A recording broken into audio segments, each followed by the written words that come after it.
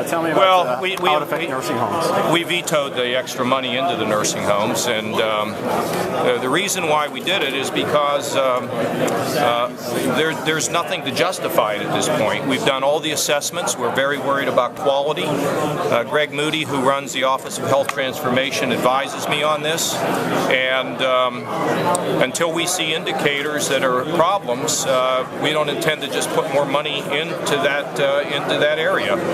And I made it clear early on with the legislature that we weren't going to dump the extra money in there. We're making great progress now in terms of controlling the cost of Medicaid without reducing quality, and so it's not.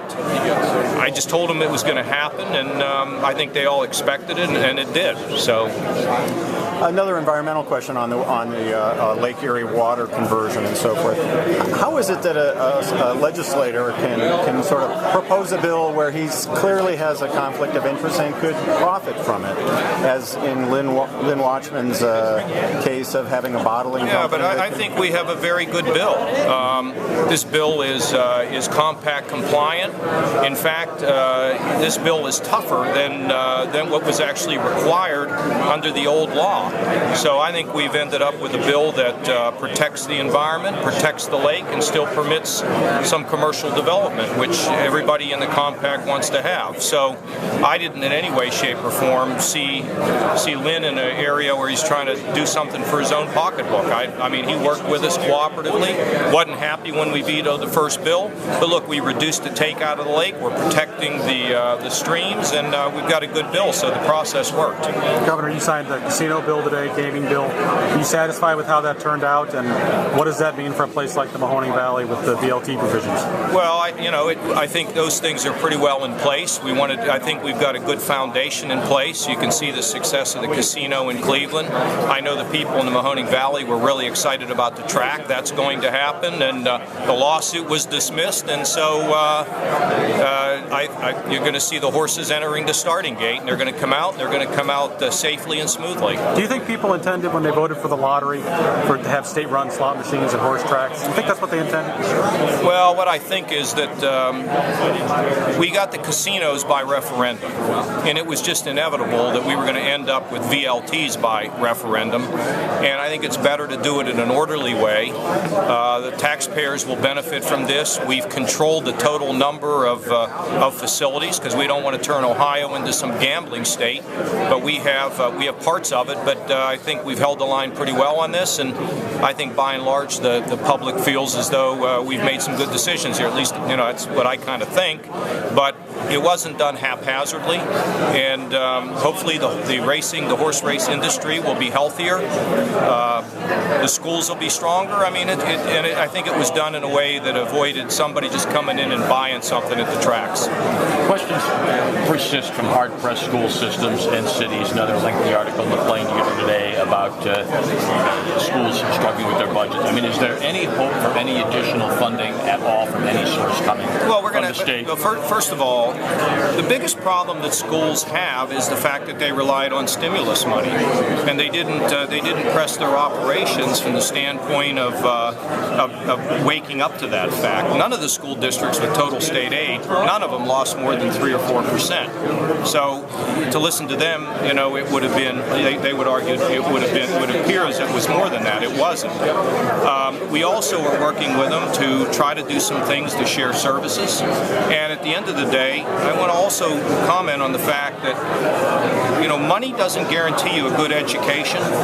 Without money, you can't get a good education. But if you take a look at some of the highest per pupil schools in the state of Ohio, they don't have very good performance. So we got to focus more on the output and not so much on the input. And so, I think the biggest problem with the schools were those schools that just relied on federal stimulus money and thought it was going to go on forever. And look, the other thing I would tell you is with Ohio getting stronger economically, produces more revenue. Some of these schools are going to get more money from VLTs. There's just a lot of good things happening, but we're not out of the woods yet economically, and we'll have a new school funding plan, and we're going to focus on output more than we're going to focus on input. Getting back to the topic that got us in here one more time. So you're certain that the drilling companies are going to be agreeable to paying some sort of additional tax? I mean, frankly, what I've told them is, it's going to happen. It's going to happen. It's better that you cooperate and come up with a reasonable proposal here than to stonewall. And they're getting it. It's really a question of which one breaks first. But I think the legislature also understands this as well. When they spend time and they look at this, we've had an Ernst & Young study, even with the suggestion we're making on the severance tax, we still remain one of the lowest tax states in the country. And by doing this, we can give every Ohioan an income tax cut, which really helps our families and our small businesses. So you can say that with absolute certainty. This will evolve into an income tax cut. There's nothing in life that's an absolute certainty except death and taxes.